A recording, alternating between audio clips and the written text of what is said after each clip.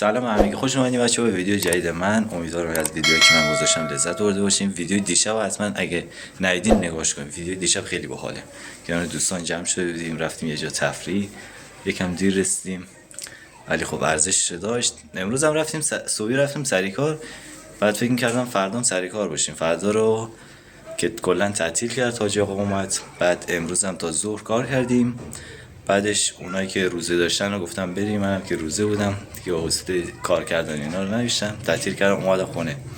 بعد بهمون چند تا سرویس بشقاب اینا دادن الان براتون. خیلی خب بچه‌ها چند تا دادن. ببینم آها، یه مدلش اینه، این مدلشو من دارم میزنم، قشنگ دست کار خودمه. این یکی رم که یکی از بچه‌ها میزنه، زیاد باحال نیستش ولی صاحبکارم میگه این خیلی قشنگه. یه جوری شبیه یشمی چیزی فکر کنم واسه همون میگه. اینش هم پیش دستیه، خیلی قشنگه، چیز خوبیه. بعدش یه دونه دیس داده، این دیس آبی کمرنگ خیلی قشنگه. یکی این، بعد این دیسه یکم کثیفه، اینجاش کثیفه دیگه، همین رو داد دیگه آوردیم. بعد اینو گفت اینو به سلیقه حاجی آقا براتون گذاشتم. حالا خودش کنم این چیه. این هم پیش دستیه، چیز قشنگیه. همون میاخوری مامان، همون میاخوریش هم قشنگه. حالا دستش هم درد نکنه. حالا ایشالا خدا بیشترش کنه، منباسش کار کنیم به ما بازم بده. خیلی خوب بچه‌ها با ما همراه باشید. من یه سری برم پیش آقا رضا و آقا مالک ببینم دارن چیکار میکنن. قرار بود واسه ویدیوی آقا رضا صحبت کنیم در مورد همین پابجی، بعد رضا گفت نمیشه، بذاریم واسه فردا شب. الان میخوایم بریم ببینیم چیکار میخواد کنه، معلوم نیستش بگیره نگیره. خیلی خب با ما همراه باشید، بریم تا پیش رضا و مالک ببینیم دارن تو خونه چیکار میکنن. فعلا بچه‌ها الان توی راه رفتن طرف خونه مالک هستیم. مالکو نمیدونم کجاست، زنگم بهش نزدم، نمیدونم شاید رفته باشه ورامین یا خونه باشه. حالا بریم خونه‌شو ببینیم، شاید تو خونه باشه. رضا هم ساعت 3 تعطیل میکنه، الان نمیدونم ساعت چنده. امیدوارم که رضا تعطیل کرده باشه، بریم پیشش ببینیم چیکار میکنه.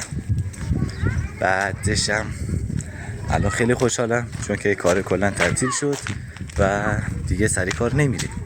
ولی متاسفانه یه جوری یکم ناراحتم چون که بابام باز کاره رو گرفته. حالا رو من بهش نمیشه بهش بگم کاره رو به حسابکارت بگو من نمیام.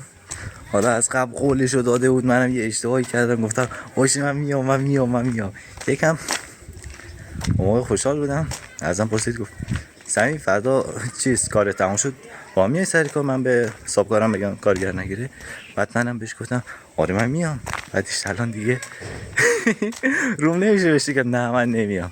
خیلی خوب بچه‌ها الان رسیدیم جلو در مالکشون، مالک و آقا رضا و آقا فهیم و رضوان، که آقا رضوان نیستش متاسفانه.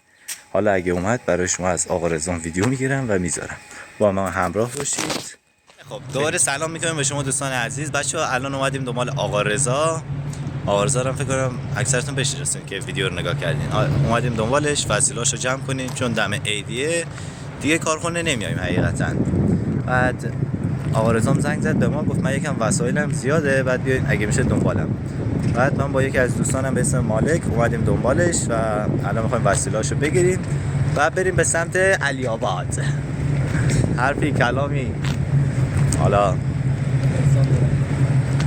نیسانیه داره دنده عقب میره، به ما فکر نکنم بزنه. با همین موتور مالک اومدیم.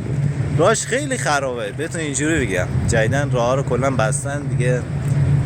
میخوام مستقیم از شهرک بیاییم. بعد از شهرک هم که میایم به نفع ما نیستش، چون که ما از شهرک که میایم دم نگهبانی پلیسی چیزی هستش که مستقیما به ما گیر میدن. بعد دلیل منطقی هم ندارن، میگن شما چرا گواهینامه نمیگیرین. خب به ما گواهینامه نمیدن حقیقتا. اگه گواهینامه بدن من خود اول نفر میرم گواهینامه رو میگیرم. ما حالا به خاطر این کارمون نیاز به موتور داریم. اگه موتور نداشته باشیم دیگه هر کارخونه‌ای که دلمون میخواد نمیتونیم کار کنیم. مثلا کارخونه‌ای هستن که مثلا حقوقش خیلی کمه، سرویس دارن. بعضیا هستن که حقوقشون خیلی خوبه واسه ما خوبه، واسه ما میصرفه، میریم اونجا. ولی متاسفانه سرویس ندارن و بیشترشون یا ناهار نمیدن یا صبحونه نمیدن یا همچین چیزایی. ولی اینا که کم میدن، مثلا یه کارخونه از کارخونه چادر همین شهرک صنعتی علی آباده، به نیروهاش ماهی 9 تومن میده که اصلا واقعا نمیصرفه. موندم چرا کار میکنه. بعد خیلی هم سرپرست سختگیره که دیگه واقعا خوب نیست. بعد این کارخونه که من میرم خیلی خوبه، سرپرستش خوش برخورده و امروز حاجی اومد با اون یکم صحبت کرد و گفت از همتون خیلی ممنونم که امسال واسه من کار کردین و اینجور چیزا. خیلی ازمون تشکر کرد، واقعا خیلی آدم خوبی بود. من فکر نمی‌کردم بیاد با ما صحبت کنه، فکر می‌کردم یه سلام و علیک و چیزی بگه بره. بعد اومد با ما اون دست داد و اینجور چیزا و یه سورپرایز هم کرد. من اصلا خودم غافلگیر شدم. صبحی رفتیم سر کار، گفت کارامون خیلی زیاده بجنبین، نصف کارخونه رو شستیم. بعد حاجی گفت برین ناهار دیگه.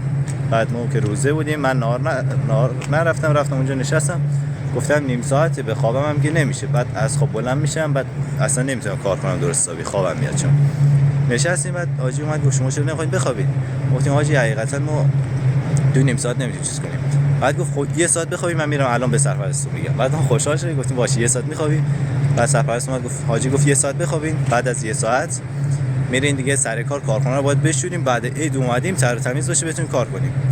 بعد ما گفتیم باشه. بعد رفتیم داخل سالن، خواستیم وسایلا رو بگیریم، جارو و پارو اینا رو که کارخونه رو بشوریم و ادامه بدیم. بعد حاجی آقا اومد یه دفعه‌ای گفت همه وسایلا رو بزنید سر جاشون، لباساتون عوض کنید، باهاتون کار دارم. ما گفتیم عوض کنیم بریم ببینیم چیکار داره. یکم ترسیدم، گفتم الان میگه سال بعدی هیچ کس نمیخواد بیاد، یه چیزی فکر کردم. بعد نه، حاجی آقا یه آهنگ گذاشت، بعد گفتن هر کی دوست داره برقصه، هر کی هم که روز از خسته میتونه بره. بعد من زیاد حوصله نداشتم، بعد گفتم حاجی من خستم، اگه اشکال نداره من برم. بعد همونجا یه دستی دادیم، خداحافظی کردیم. بعد بهم گفت اگه تونستی سال بعدی حتما بیا. بعد منم ازش تشکر کردم بابت این رفتارش، واقعا رفتار خیلی خوبی داشت، اصلا به دل من نشست. الانم با مالکم اومدیم اینجا. بچه‌ها من کم کم باید ویدیو رو قطع کنم، ادامه ویدیو رو براتون میذارم، منتظر رضایی. خب با ما همراه باشید. همین الان فهیم و رضا و نجیب اومدن، اینا رو آوردن. مالکم میترسه صابکاره ببینتش اینجا وایساده. آقا چه حسی دارین که بهتون عیدی ندادن؟ نواز خوبه. 1 کیلو پسته خیلی گرونه.